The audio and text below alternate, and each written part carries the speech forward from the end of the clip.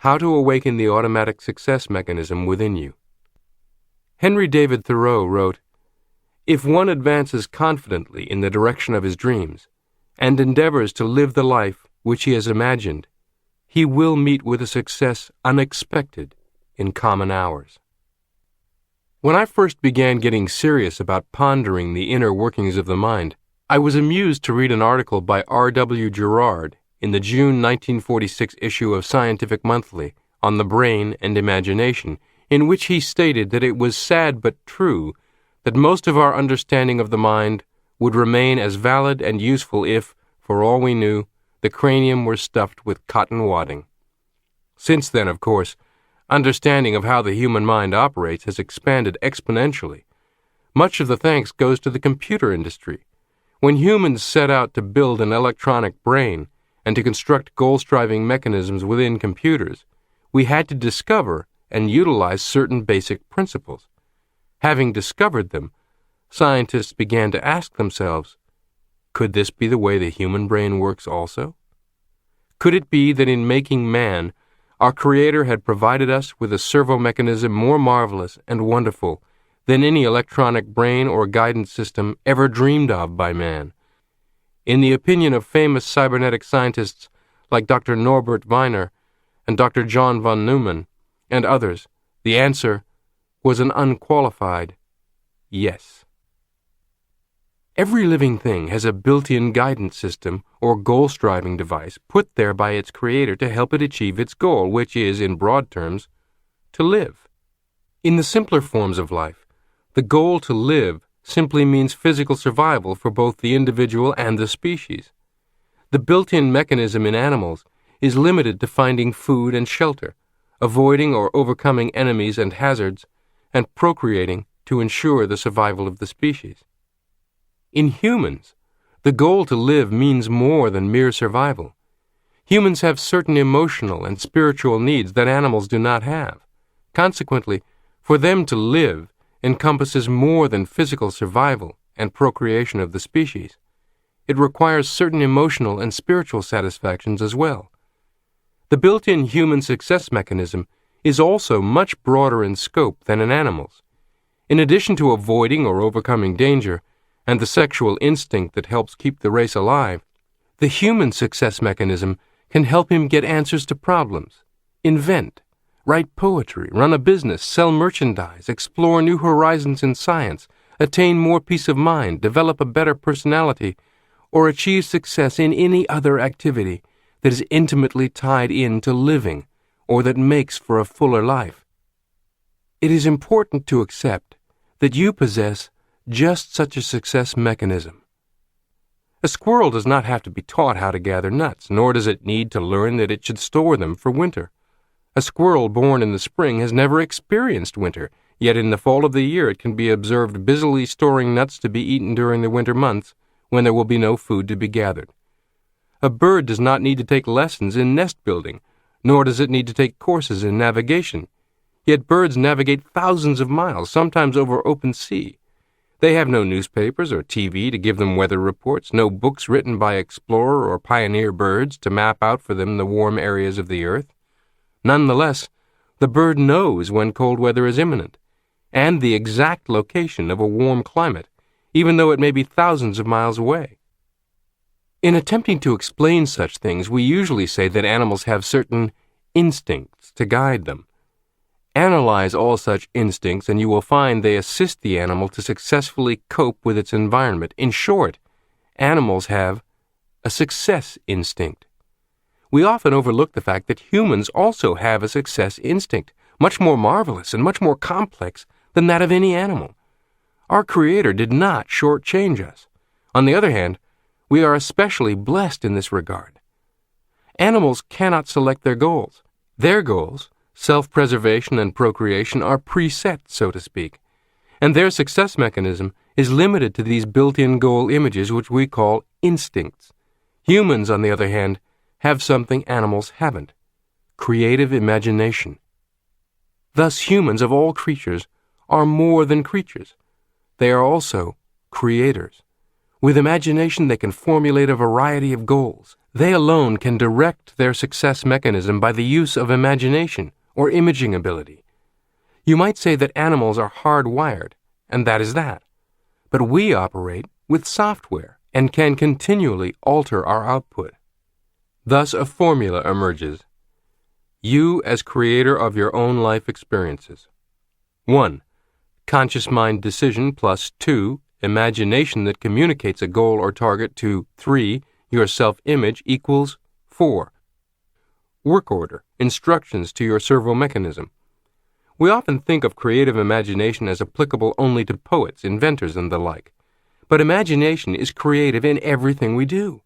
Although they did not understand why or how imagination sets our creative mechanism into action, serious thinkers of all ages as well as hard-headed practical men have recognized the fact and made use of it. Imagination rules the world, said Napoleon.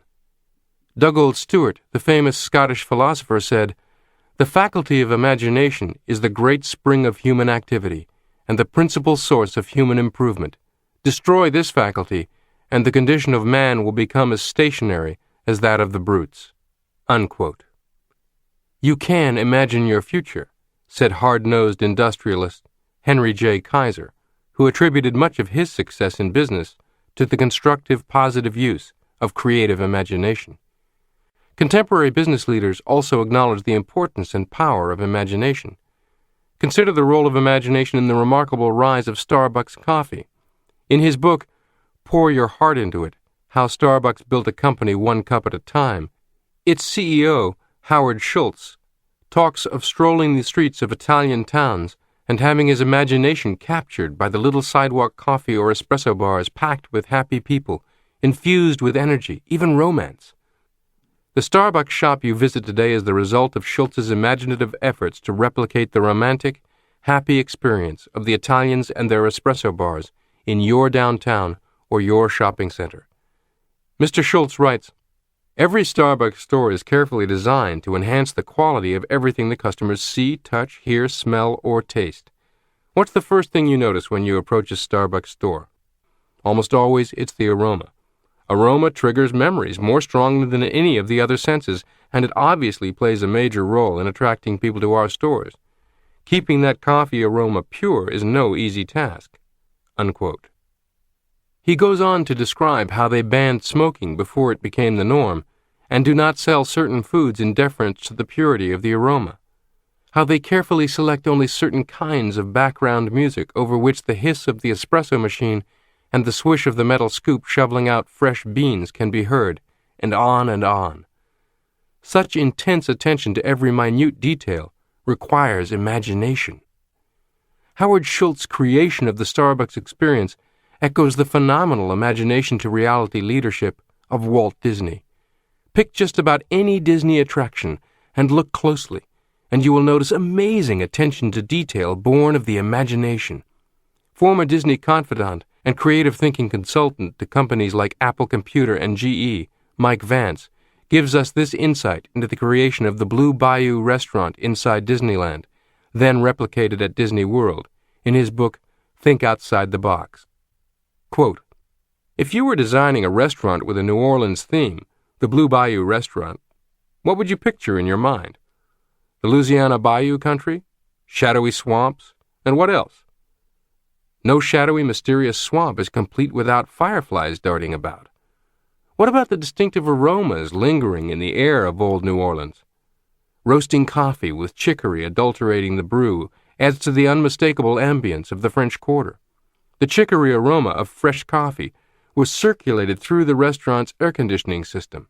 Add the strains of that Dixieland band in the background, combined with the distinctive sounds of crickets chirping and a lone banjo picking out a lazy melody in the distance." Unquote. Mike notes that you may not identify each of these and other details, but that combined, they transport you to a different time and place. Virtually every person who visits Disneyland or Disney World once as a child or adult returns more than once. 100% retention of customers. It is no happy accident. It is imagination power put to the most practical of uses for corporate profit. Of course, Many people waste much of their imagination power frittering it away on aimless daydreaming and fantasy, with no real appreciation for what it might do if applied purposefully. The sun's light diffused is a gentle warmth. Directed through a magnifying glass in a certain way, it is incendiary. The imagination, aimless, may provide pleasant entertainment. Applied purposefully, it can effectively program your self-image and in turn your automatic success mechanism to realize whatever goals you choose. You are not a machine, not a computer, but in a very real sense, you have an awesomely powerful computer-like success machine at your disposal. Your physical brain and nervous system make up a servo mechanism that you use and that operates very much like a computer, a mechanical goal-seeking device. Your brain and nervous system constitute a goal-striving mechanism that operates automatically to achieve a certain goal, very much as a self-aiming torpedo or missile seeks out its target and steers its way to it. Your built-in servo mechanism functions both as a guidance system to automatically steer you in the right direction to achieve certain goals or to make correct responses to environment, and also as an electronic brain, which can function automatically to solve problems, give you needed answers, and provide new ideas or inspirations. Servo mechanisms are so constructed that they automatically steer their way to a goal, target, or answer. We are learning to more effectively communicate with and through the self-image so as to better control the servo mechanism within. Your servo mechanism is capable of being an automatic success mechanism or an automatic failure mechanism. That depends on what marching orders or programming it gets through your self-image. When we conceive of the human brain and nervous system as a form of servo mechanism operating in accordance with cybernetic principles, we gain a new insight into the why and wherefore of human behavior. Let us examine some of the similarities between mechanical servo mechanisms, such as computers, and the human brain. Servo mechanisms are divided into two general types. One, where the target, goal, or answer is known and the objective is to reach it or accomplish it. Two, where the target or answer is not known and the objective is to discover or locate it. The human brain and nervous system operate in both ways. An example of the first type is the self-guided torpedo or the interceptor missile. The target or goal is known, an enemy ship or plane. The objective is to reach it. Such machines must know the target they are shooting for. They must have some sort of propulsion system that propels them forward in the general direction of the target. They must be equipped with sense organs, radar, sonar, heat perceptors, etc., which bring information from the target. These sense organs keep the machine informed when it is on the correct course, positive feedback, and when it commits an error and gets off course, negative feedback. The machine does not react or respond to positive feedback. It is doing the correct thing already, and just keeps on doing what it is doing. There must be a corrective device, however, that responds to negative feedback. When negative feedback informs the mechanism that it is off the beam, for example, too far to the right, the corrective mechanism automatically causes the rudder to move so that it will steer the machine back to the left. If it overcorrects and heads too far to the left, this mistake is made known through negative feedback, and the corrective device moves the rudder so it steers the machine back to the right. The torpedo accomplishes its goal by going forward, making errors, and continually correcting them. By a series of zigzags, it literally gropes its way to the goal. Dr. Norbert Wiener, who pioneered the development of goal-seeking mechanisms in World War II, believes that something very similar to the foregoing happens in the human nervous system whenever you perform any purposeful activity, even in such a simple goal-seeking situation as picking up a pencil from a table. We are able to accomplish the goal of picking up the pencil because of an automatic mechanism, not by will or conscious thinking alone. All that the conscious thought does is to select the goal, trigger it into action by desire, and feed information to the automatic mechanism so that your hand continually corrects its course. In the first place, said Dr. Wiener, only an anatomist would know all the muscles involved in picking up the pencil, and if you knew, you would not consciously say to yourself, I must contract my shoulder muscles to elevate my arm. Now I must contract my triceps to extend my arm, etc. You just go ahead and pick up the pencil, and are not conscious of issuing orders to individual muscles, nor of computing just how much contraction is needed. When you select the goal and trigger it into action, an automatic mechanism takes over. First of all, you have picked up a pencil or performed similar movements before. Your automatic mechanism has learned something of the correct response needed. Next, your automatic mechanism uses feedback data furnished to the brain by your eyes, which tell it the degree to which the pencil is not picked up.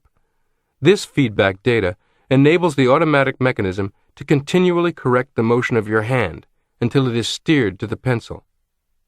Picking up a pencil probably isn't very exciting, but it should be, because the little process just described that we use to pick up a pencil or perform any number of other routine, unchallenging tasks is exactly the same process we can use to achieve much more complex and seemingly challenging goals. What's exciting is that you own the process and use it constantly. No new goal-achieving capabilities are needed, and none are lacking. In other words, if you can pick up a pencil, you can speak confidently and persuasively to large audiences, or write compelling advertising, or start a business, or play golf, or you name it. You already own the process. In a baby, just learning to use its muscles, the correction of the hand in reaching for a rattle is very obvious. The baby has little stored information to draw upon. Its hand zigzags back and forth and gropes obviously as it reaches. As learning takes place, correction becomes more and more refined. We see this in a person just learning to drive a car, who overcorrects and zigzags back and forth across the street. Once, however, a correct or successful response has been accomplished, it is remembered for future use. The automatic mechanism then duplicates this successful response on future trials. It has learned how to respond successfully. It remembers its successes, forgets its failures, and repeats the successful action as a habit. This is why the most adept, successful achievers in different fields appear to be succeeding so effortlessly. Top-performing sales professionals respond to prospects' objections or concerns without missing a beat, say just the right thing at just the right time. Their responses have become habits, instinctive in a way. You already have reached this point with any number of things you do well. This fact that you have done so guarantees that you can do so again for any other purpose you choose. How your brain finds answers to problems. Let's return to our examination of the process. Now let us suppose that the room is dark, so that you cannot see the pencil. You know or hope there's a pencil on the table, along with a variety of other objects. Instinctively, your hand begins to grope back and forth, performing zigzag motions, or scanning, rejecting one object after another until the pencil is found and recognized. This is an example of the second type of servo mechanism. Recalling a name temporarily forgotten is another example. A scanner in your brain roams through your stored memories until the correct name is recognized. An electronic brain solves problems in much the same way. First, a great deal of data must be fed into the machine. This stored or recorded information is the machine's memory. A problem is posed to the machine. It scans back through its memory until it locates the only answer that is consistent with and meets all the conditions of the problem. Problem and answer together constitute a whole situation or structure. When part of the situation or structure, the problem, is given to the machine, it locates the only missing parts, or the right size brick, so to speak, to complete the structure. You are familiar with this in search engines on the Internet and search functions within computer software. The earliest versions of these in computers were relatively slow, awkward, and inefficient. Today's versions are lightning fast by comparison, but still very limited in scope and power if compared to the equivalent search engine included in your own mind. Many writers and speakers, for example, tell me of giving their subconscious instructions about their need for a good anecdote, story, joke, or forgotten details of a story for a writing task or speech, then taking a nap, to awake with exactly the material they wanted on their minds. A look at the automatic mechanism in action. We marvel at the awesomeness of interceptor missiles that can compute in a flash the point of interception of another missile and be there at the correct instant to make contact. The smart bombs we witnessed during the Desert Storm conflict utilized technology of this kind. Today's technology is far superior to what guided torpedoes in World War II submarines, and it is arguably possible for the so-called Star Wars defense system advocated by President Reagan to eventually become a reality. Yet are we not witnessing something just as amazing each time we see a center fielder catch a fly ball? To compute where the ball will fall, or where the point of interception will be, he must take into account the speed of the ball, its curvature of fall, its direction, windage, initial velocity, and the rate of progressive decrease in velocity. He must compute just how fast he must run and in what direction in order to arrive at the point of interception at the same time or before the ball does. The center fielder doesn't even think about this. His built-in goal-striving mechanism computes it for him from data that he feeds it through his eyes and ears. The computer in his brain takes this information, compares it with stored data, memories of other successes and failures in catching fly balls. All necessary computations are made in a flash, and orders are issued to his leg muscles, and he just runs. Science can build the computer, but not the operator. Dr. Viner said that at no time in the foreseeable future will scientists be able to construct an electronic brain anywhere near comparable to the human brain. He says, "I think that our gadget-conscious public has shown an unawareness of the special advantages and special disadvantages of electronic machinery as compared with the human brain. The number of switching devices in the human brain vastly exceeds the number in any computing machine yet developed or even thought of for design in the near future." Unquote. His prophecy remains true as of this writing. To be sure, many miraculous computer-type machines and gadgets have come into our hands since Dr. Viner first tinkered with cybernetics. What once consumed rooms of space now fits in a hard drive that sits on your desktop. Still, nothing compares with your system of imagination, self-image, servo mechanism. But even should such a computer be built, it would lack a programmer.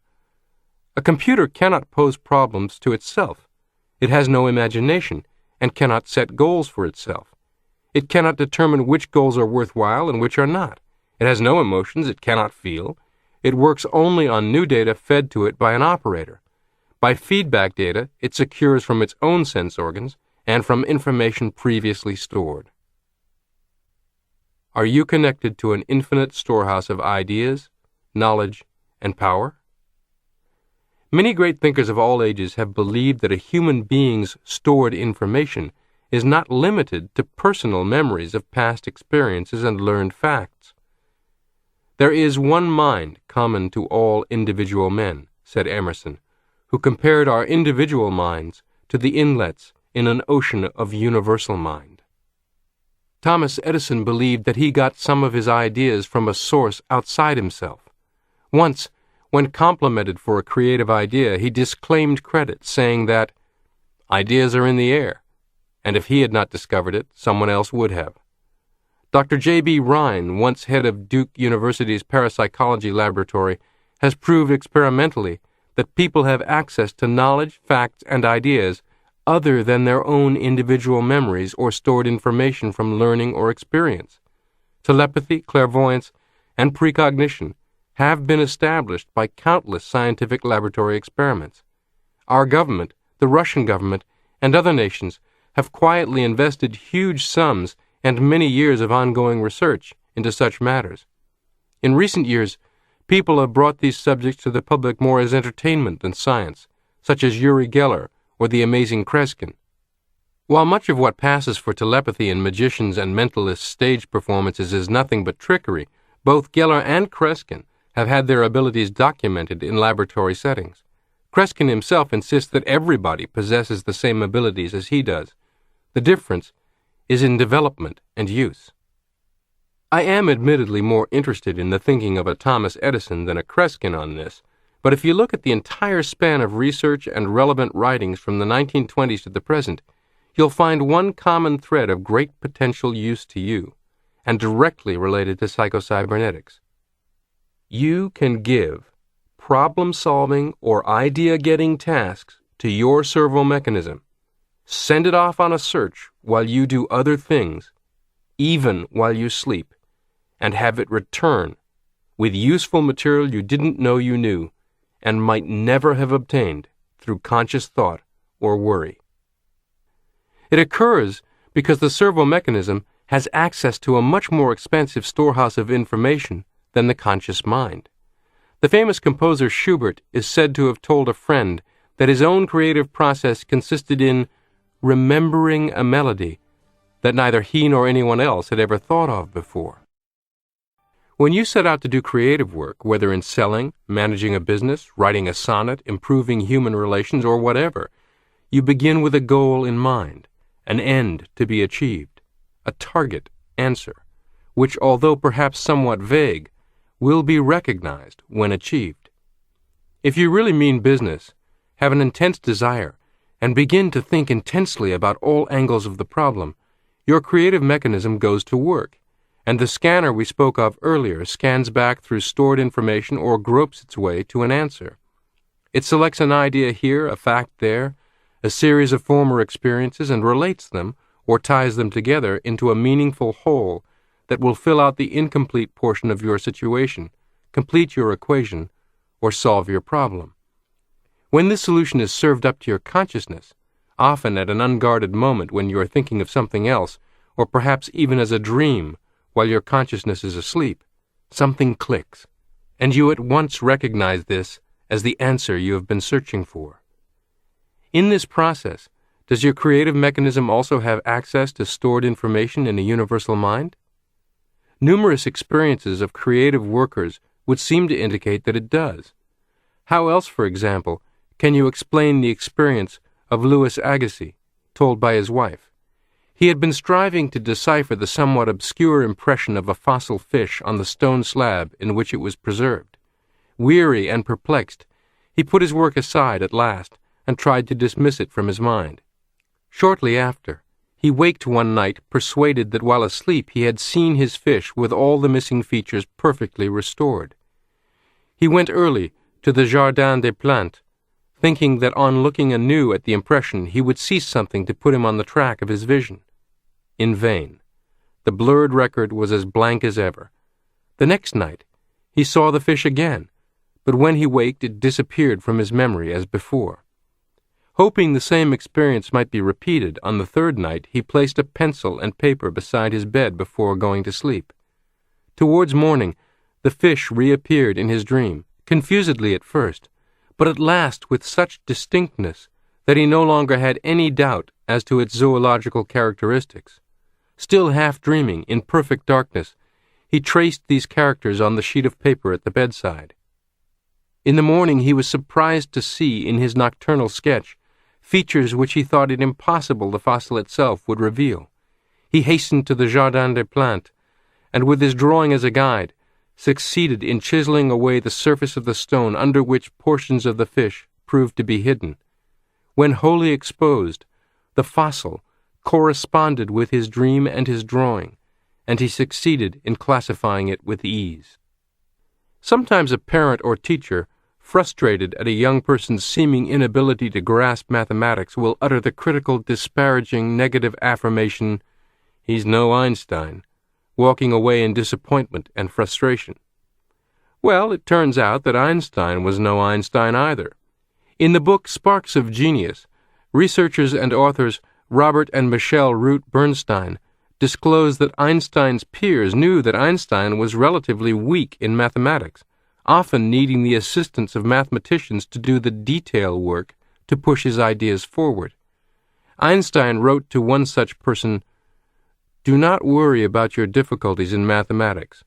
I can assure you that mine are far greater." Much of Einstein's celebrated success came about in his imagination, in very unscience-like ways. He once described an experiment in which he imagined himself to be a photon moving at the speed of light, imagined what he as a photon saw and felt, then imagined himself as a second photon pursuing the first. What kind of scientific experimentation is this? Where is the blackboard filled with chalky logarithms and formulas we typically associate with Einstein? My own analysis of everything I've read about Albert Einstein is that he was a great practitioner of psychocybernetics. He acted as if a theoretical idea was a factual conclusion, then turned the figuring out over to his own servo mechanism, as well as to other worker bees. I am convinced he connected with intelligence outside the realm of his own stored data through his imagination. He was a brilliant target setter. His accomplishments stand as testament to an individual's opportunity to rise above and beyond his or her stored knowledge, education, experience, or skill through the power of imagination. You can too.